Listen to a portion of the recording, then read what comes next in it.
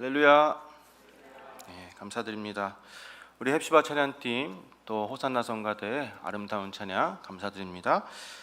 특별히 이렇게 매주 늦게까지 남아서 연습하시고 아름다운 목소리와 또 연주로 하나님께 영광 돌려주시는 우리 찬양팀 진심으로 감사드립니다. 오늘 저는 창세기 3장 6절에서 13절 말씀을 통해서 세 번의 기회를 놓치지 말라 라는 제목으로 이 시간 잠시 말씀의 은혜를 나누고자 합니다. 성경의 역사를 보시면 하나님께서 우리 인간의 삶 가운데 개입하셔서 그리고 말씀을 통해서 또 사람들을 통해서 또 어떤 환경을 통해서 우리의 삶을 인도하고 계시다는 것을 우리는 깨달을 수가 있습니다. 우리의 눈에는 하나님이 보이지 않죠. 육신의 눈으로는. 그러나 하나님께서는 분명히 우리와 항상 함께 하셔서 우리 인생을 이끌어가고 인도하여 주시는 하나님이라는 것을 우리는 알 수가 있습니다. 우리가 바른 길로 나아가고 있을 때는 우리에게 형통의 길을 주시죠. 축복을 주시고, 또 우리가 잘못된 길로 가게 되었을 때는 여러 가지 방법을 통해서 우리를 회개시키고 또 돌이킬 수 있도록 기회를 허락해 주시는 분이라는 것을 우리는 느낄 수가 있습니다. 우리 타락한 인간, 우리 사실 실수를 많이 하잖아요. 연약하고 제약된 인간이기 때문에 우리가 늘 실수하는 것을 스스로 느끼게 됩니다. 하나님을 믿고 정말 나는 말씀대로 살겠다 이렇게 다짐하지만 돌아서서 보면 또 다시 죄를 짓고 있고 실수하는 그런 나의 연약한 모습을 항상 발견하게 되죠. 그러나 우리가 실수를 하더라도 하나님께서는 당장 나를 버리시거나 또 진벌하시지 않고 우리에게 회개의 기회를 주신다는 사실을 성경은 증거하고 있습니다. 그런데 우리가 사실 알아야 될 것은 하나님께서 분명 우리에게 기회를 주시지만 그러나 그 기회는 절대로 영원하지 않다는 사실을 항상 기억하며 살아야 됩니다. 그래서 우리가 부지런히 하나님의 그 기회를 찾고 그 기회를 붙잡는 성도가 되어야 되는 것이죠.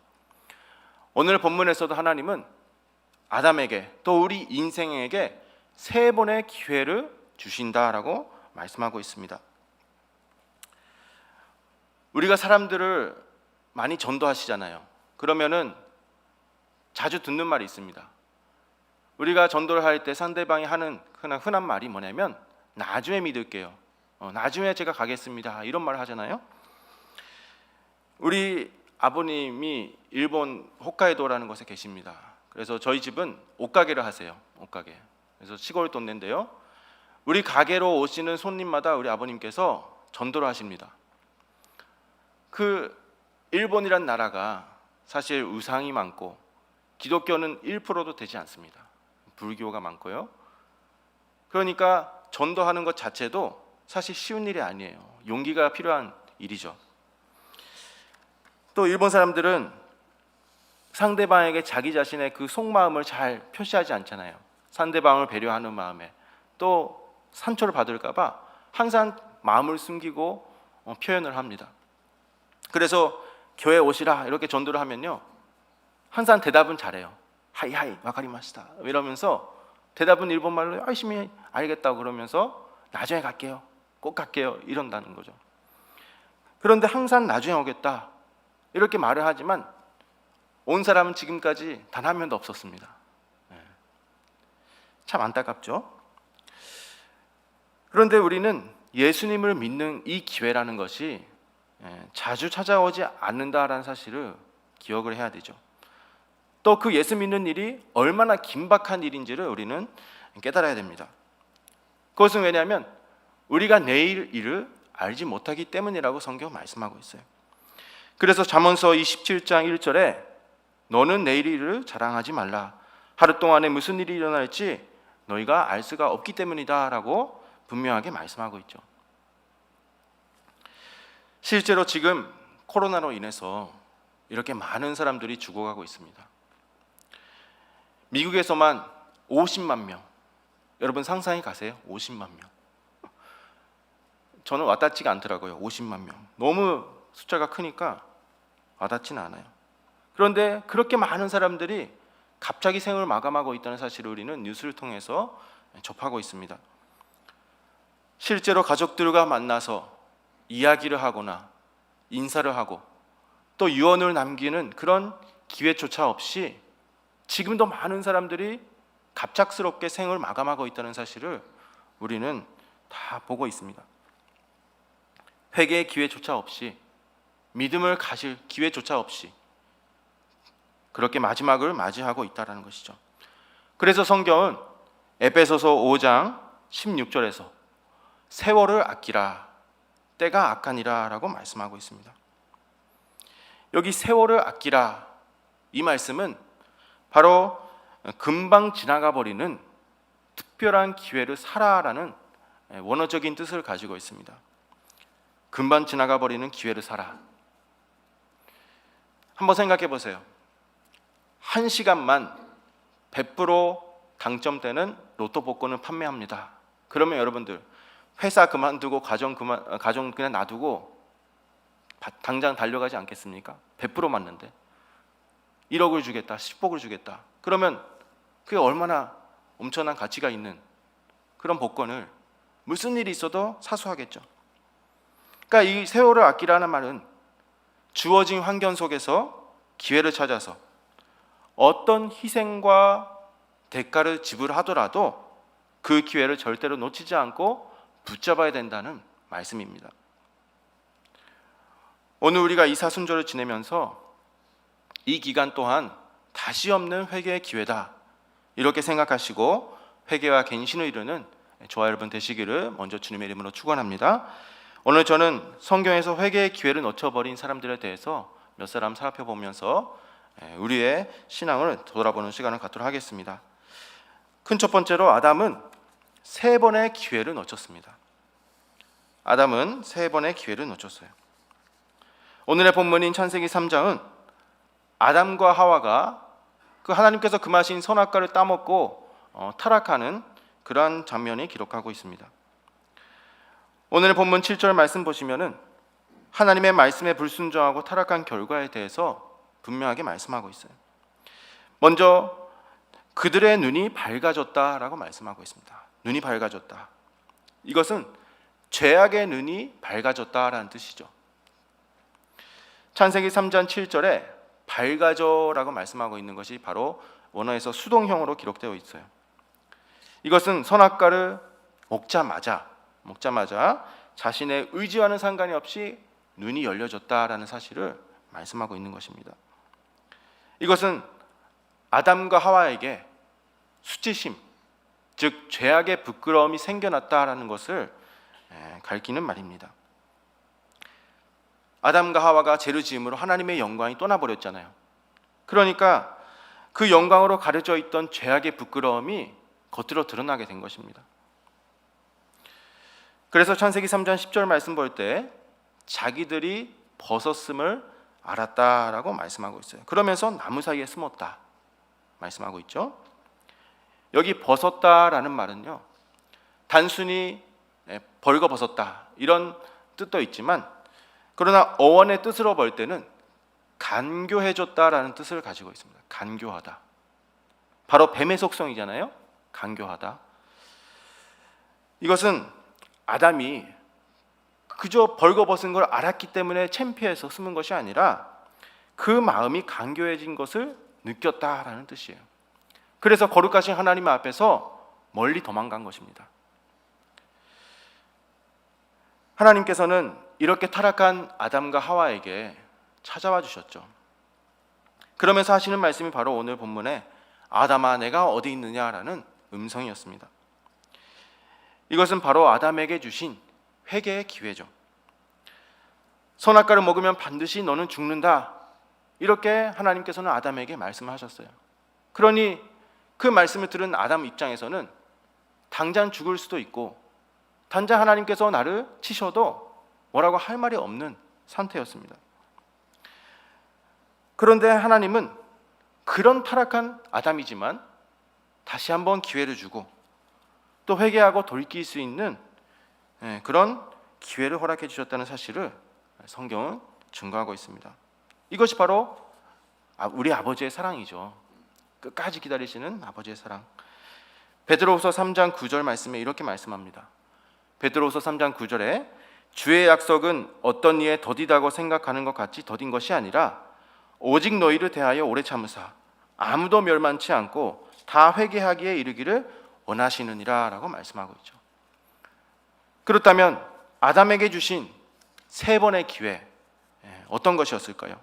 첫 번째 기회는 내가 어디 있느냐라고 하신 음성입니다.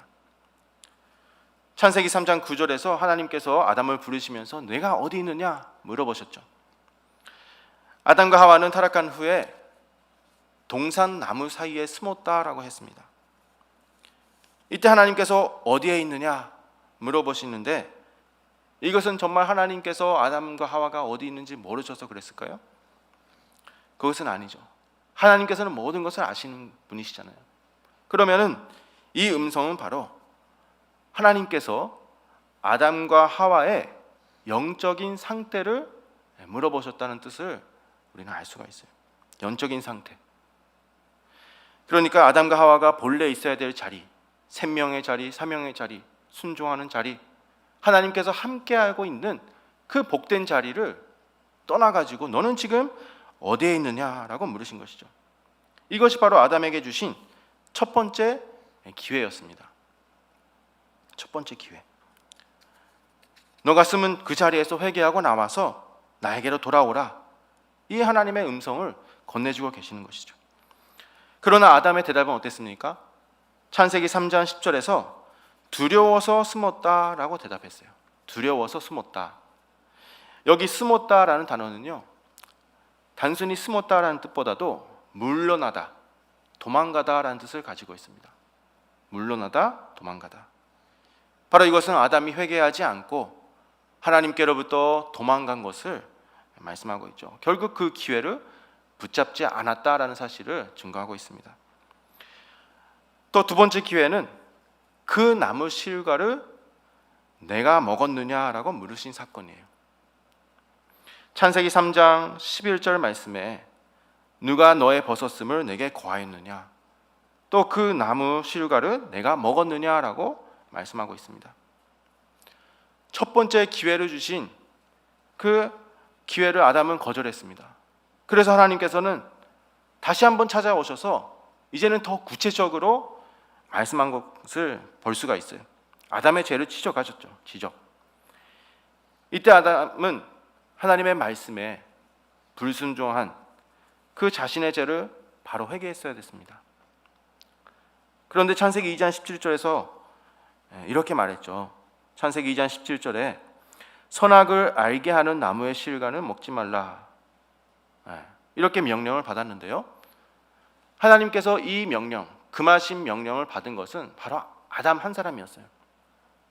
아담 한 사람. 아담이 이 금지하신 말씀을 받은 잠본인이었다라는 것이죠. 그런데 아담은 그 모든 타락의 원인을 누구한테 돌렸습니까? 여자에게 돌리고 있어요. 그 말씀이 창세기 3장 12절에 있습니다. 창세기 3장 12절을 보시면은 아담이 가로되 하나님이 주셔서 나와 함께하게 하신 여자, 그가 그 나무 실과를 내게 주므로 내가 먹었나이다 라고 말씀하고 있죠. 아담이 먹지 말라, 이 말씀을 들은 거는 아담 한 사람밖에 없어요. 하나님의 명령을 받은 잠본인인데도 불구하고 여자에게 그 핑계를 대고 있다는 거예요. 그리고 더 이 창세기 3장 12절을 보시면, 자세하게 보시면요, 하나님이 주셔서 나와 함께 하신 여자다라고 말씀하고 있습니다. 그러니까 하나님 때문에, 하나님 주신 그 여자 때문에 제가 이렇게 먹은 것이다, 이렇게 말씀하고 있다는 것이죠. 그래서 아담은 이 두 번째 기회도 놓치고 말았습니다. 이제 마지막 세 번째 기회가 여자에게 내가 어찌하여 이렇게 하였느냐라고 물으신 사건이에요. 창세기 3장 13절에서 이제 여자에게 물어보셨어요. 내가 어찌하여 이렇게 하였느냐. 먼저 선악과를 따먹은 여자에게 왜 말씀에 불순종하고 선악과를 먹었느냐라고 물어보신 것이죠.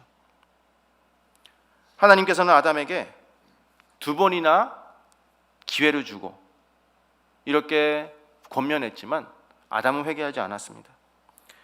기회를 줘도 안 되니까 마지막으로 하나님은 이제 여자를 통해서라도 아담이 돌아오기를 기다리시고 이렇게 바라셔서 기회를 주신 거예요.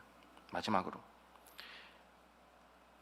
여기 보시면은 하나님께서 여자에게 물어보신 것처럼 성경은 기록하고 있죠. 그러나 이것은 아담에게 물어보신 것이나 마찬가지인 내용입니다. 왜냐하면은 여자가 죄를 지을 때 아담도 그 자리에 함께 있었죠. 창세기 3장 6절을 보시면은 분명하게 자기와 함께한 그 남편에게 주었다라고 했어요. 함께한 남편. 그러니까 아담과 하와가 함께 있었다라는 뜻이죠. 그러니까 이 질문도 역시, 이 기회도 역시 아담에게 주신 기회였습니다. 그런데 여자가 어떻게 대답했습니까? 이 여자는 자신의 죄를 회개하지 않고 그 모든 핑계를 이제는 뱀에게 돌렸어요. 또 옆에 있던 아담도 아무 말을 안 하고 있었죠. 회개하지 않고 가만히 있는 것을 우리는 성경에서 볼 수가 있습니다. 이처럼 하나님께서는 아담에게 3번이나 기회를 주셨지만 그러나 아담과 여자는 회개할 기회를 다 놓쳐버리고 결국에는 하나님께 저주를 받고 에덴을 떠나고 이제 죽을 수밖에 없는 존재가 되고 말았다라는 것을 성경은 우리에게 증거하고 있습니다. 큰 두 번째로 아담의 아들 가인도 역시 하나님께서 주시는 회개의 기회를 놓쳐버렸습니다. 아담의 첫 번째 아들이 가인이죠. 그래서 이 가인이 자기 동생 아벨을 죽인 사람이다. 이것을 잘 알고 계실 것입니다. 창세기 4장 3절 이하를 말씀 보시면 가인과 아벨이 하나님 앞에 제사를 드리고 제물을 드렸어요. 이때 하나님께서는 가인의 제물을 받으시지 않고 아벨의 제사, 아벨의 제물만을 기쁘게 받으셨다라고 말씀하고 있죠. 이때 가인은 그 사건을 보고 자신이 드린 제물을 왜 하나님께서 안 받아주셨는지, 그 문제의 원인이 어디에 있는지 생각을 하면서 자기 자신의 믿음을 돌아봐야 했습니다. 그런데 그렇지 않았죠. 오히려 가인은 하나님 앞에 심히 분하고 안색이 변하였다라고 성경은 증거하고 있습니다. 첫 번째로 그런 가인에게 주신 첫 번째 기회는 죄를 다스리라는 음성이었습니다. 죄를 다스리라. 창세기 4장 6절 말씀에 여호와께서 가인에게 이르시되 내가 분하여 함은 어찌 미니며 안색이 변함은 어찌 미니오라고 말씀하면서 7절에 하나님은 가인에게 죄를 다스리라 라고 말씀하셨습니다. 죄를 다스리라. 그 가인의 마음속에 있는 죄의 소원, 즉 살인의 욕구를 다스려야 된다라고 말씀하셨죠. 그러나 가인은 하나님이 주신 이 기회를 거절했어요. 기회를 거절하고 결국에는 아벨을 쳐 죽였습니다. 그리고 두 번째로 하나님께서 다시 한번 찾아오셔서 기회를 주시죠. 두 번째로는 아벨이 어디 있느냐라고 물으신 사건입니다. 하나님께서 가인에게 회개의 기회를 주기 위해서 다시 한번 찾아오셔서 하는 말이 창세기 4장 9절에 동생 아벨이 어디 있느냐라고 하신 사건이었어요.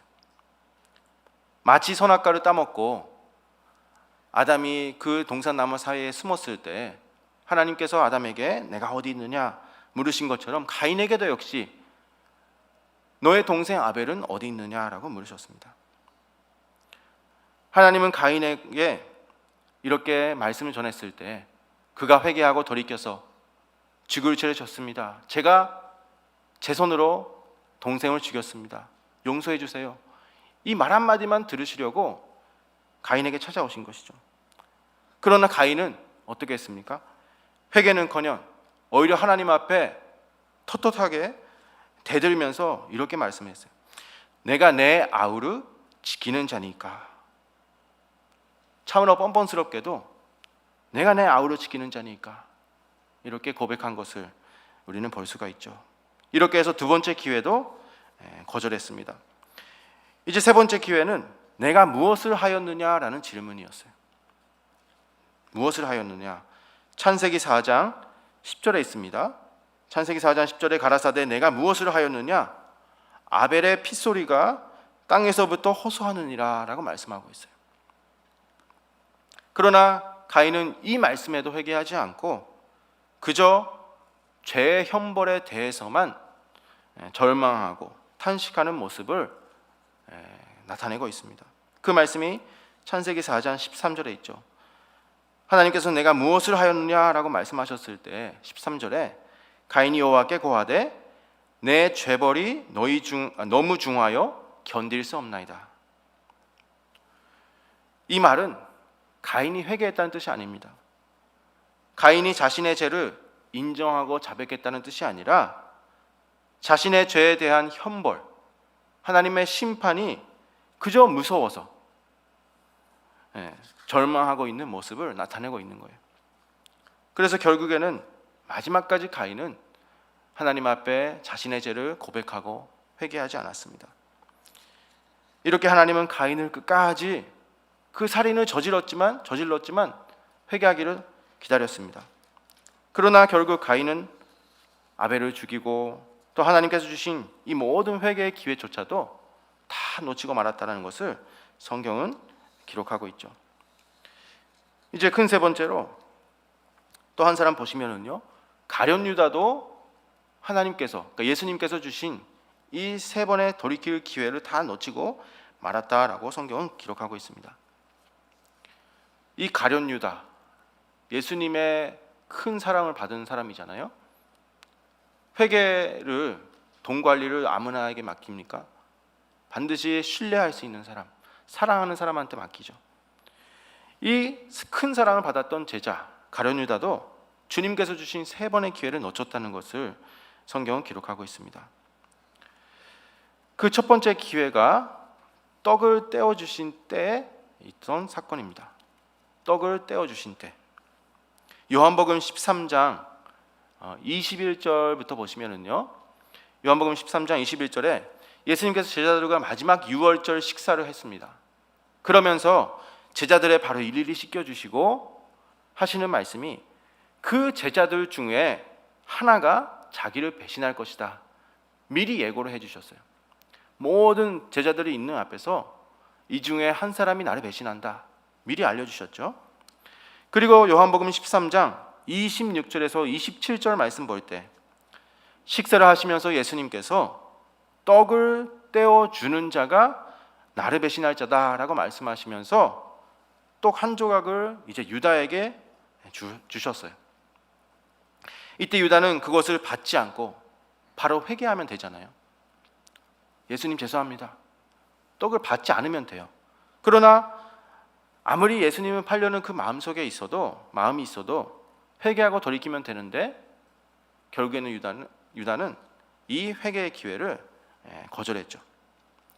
그리고 두 번째 기회가 함께 그릇에 손을 넣은 때, 예수님과 함께 그릇에 손을 넣은 때에 주셨던 기회입니다. 이것이 바로 마태복음 26장 23절에서 25절에 말씀하고 있어요. 분명히 예수님은 그릇에다가 손을 넣는 자가 나를 배신한다 말씀하셨거든요. 그 말씀을 분명하게 들었으면 이제 그 말씀을 듣고 유다가 손을 빼고 회개를 하면 되잖아요. 다 말씀하셨는데. 그런데 유다는 손을 빼고 회개하기는커녕 오히려 뭐라고 했습니까? 내니까. 제가 그럽니까? 가증스럽고도 뻔뻔하게 이렇게 하나님 앞에 대들고 두 번째 회개의 기회를 놓쳤다는 것을 말씀하고 있습니다. 그리고 마지막 세 번째 기회가 예수님을 잡으러 왔을 때입니다. 예수님을 잡으러 왔을 때. 이것이 마지막 기회였어요. 누가복음 22장 48절에 예수께 입을 맞추려고 가까이 하는지라 예수께서 이르시되 유다야 내가 입맞춤으로 인자를 파느냐 하시니라고 분명하게 말씀하고 있죠. 이제 유다가 드디어 사람들을 이끌고 예수님을 잡기 위해서 앞장서서 예수님 앞으로 나왔습니다. 이때 유다는 미리 사람들에게 신호를 줬었잖아요. 내가 입맞추는 사람이 예수님이다. 그를 붙잡으라. 신호를 줬었어요. 이때 예수님은 그 모든 상황을 아시고 유다야 너는 정말로 나를 배신할 것이냐라고 마지막으로 물어보셨다는 것을 성경은 기록하고 있습니다.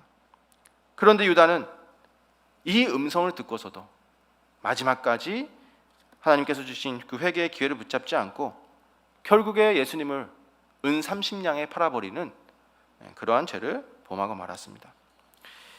이 외에도 성경은 수많은 사람에게 회개의 기회를 주시고 또 돌아오기만을 안타깝게 기다리시는 그 하나님의 그 간절하고 안타까운 마음을 성경에서는 기록하고 있죠. 그러나 대부분의 사람들은 회개하지 않고 그 기회를 놓쳐버렸습니다.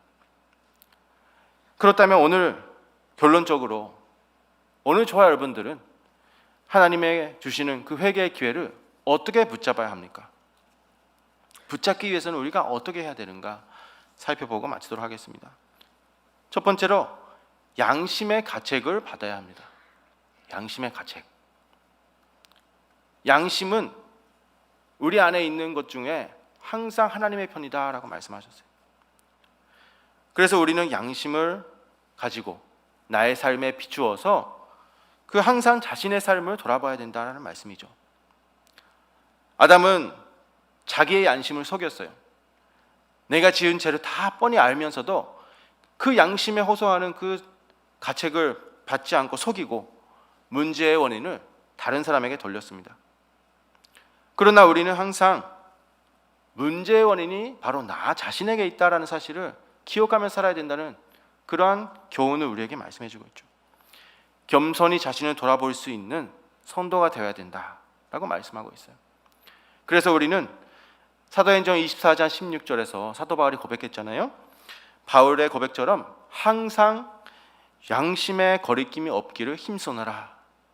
이런 바울의 고백처럼 오늘 우리도 늘 양심에 나 자신을 비춰보고 양심이 소리치면은 곧바로 회개할 수 있는 그러한 성도가 되어야 된다는 것을 우리에게 말씀해 주고 있습니다. 또 두 번째로는 기도함으로 깨어 있어야 된다라고 말씀하고 있어요. 기도함으로 깨어 있어라. 하나님께서 말씀하시는 것은 기도로 자복하고 통회하면 반드시 그 어떤 죄도 용서해 주신다라고 성경은 말씀하고 있습니다. 시편 32편 5절 말씀에 내 허물을 여호와께 자복하리라 하고 주께 내 죄를 아뢰고 내 죄악을 숨기지 아니하였더니 곧 주께서 내 죄의 악을 사하셨나이다 라고 말씀하고 있어요. 분명히 하나님께서는 내 안에 있는 그 작은 문제 하나라도 솔직하게 고백하고 철저하게 회개할 때 그 회개를 받아주시고 또 우리도 그 기회를 붙잡아서 모든 그 신앙을 회복할 수 있게 된다라는 사실을 우리에게 증거하고 있습니다. 그리고 마지막 세 번째는 마지막 심판의 때를 바라보고 준비해야 된다라는 사실이에요. 마지막 심판의 때를 바라봐라. 회개는 마지막 때를 바라보는 자에게만 주어지는 것입니다. 그 사람만이 붙잡을 수가 있는 거예요. 누가복음 12장 40절에 이러므로 너희도 예비하고 있으라 생각지 않은 때에 인자가 오리라 라고 말씀하셨죠. 이 말씀은 마지막 날에 모든 정신을 집중해서 살아가라 이런 말씀입니다. 마지막 재림 때, 그 심판의 때를 집중해서 살아가라.